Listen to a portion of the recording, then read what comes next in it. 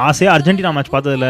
India England 30-20 பார்க்க முடியல. சரி அர்ஜென்டினா மேட்ச் முடிஞ்சோடனே என்ன ஆச்சுன்னு ஸ்கோர் செக் பண்ணா இந்தியா 76 ஆல் அவுட்டு 130 ரன் வித்தியாசத்தில் தோத்துருக்காங்க.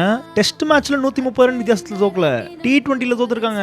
இன்னைக்கு ட்ரெண்ட் பிரிட்ஜ் நாட்டிங்கம்ல இங்கிலாந்து இந்தியாவை சுட சுட செஞ்சு அமைச்சிருக்காங்க. ஃபர்ஸ்ட் டைமா ஹிஸ்டரியிலேயே இந்தியா தொடர்ந்து 5 T20 மேட்ச்ல ஒரு மேட்ச் கூட ஜெயிக்காம இருந்திருக்காங்க. ஸ்கோர் கார்டு பார்த்தா 10-13-13 5-10-3 9-2 4-5-2. என்னடா ஸ்கோர் கார்டு இது? ஸ்கோர் கார்டை பார்த்துட்டு மேட்ச் ஹைலைட்ஸ் பார்க்குற இன்ட்ரெஸ்டே போயிருச்சு.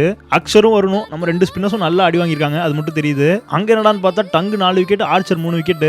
ஆக மொத்தம் அவ்வளவுதான், சீரிஸே போச்சு போல. இனிமேல் இந்த சீரிஸ் ஜெயிக்க முடியாது, மேக்ஸிமம் டிரா தான் பண்ண முடியும். இதுல லெஃப்ட் ரைட் காம்பினேஷனுக்காக துபைக்கு பதிலாக ஹர்ஷித் ராணாவை ஃப்ரண்ட்ல அமிச்சாங்களாம். எல்லாரும் ஸ்ரேயா சேரை போட்டு புழகுறாங்க. ஸ்ரேயா சேரை வச்சு செய்யறானுங்க. ஏண்டா 76 ரன் ஆல் அவுட் ஆனதுக்கு ஸ்ரேயா சேர் என்னடா பண்ணுவாரு? என்னடா நியாயம் அது? மற்ற மேட்ச்லாம் கூட ஒத்துப்பேன், ஆனா இந்த மேட்ச்லாம் நியாயமே கிடையாது. ஸோ நீங்க இந்த மேட்ச் பத்தி என்ன நினைக்கிறீங்கன்னு மறக்காம கமெண்ட்ல சொல்லுங்க.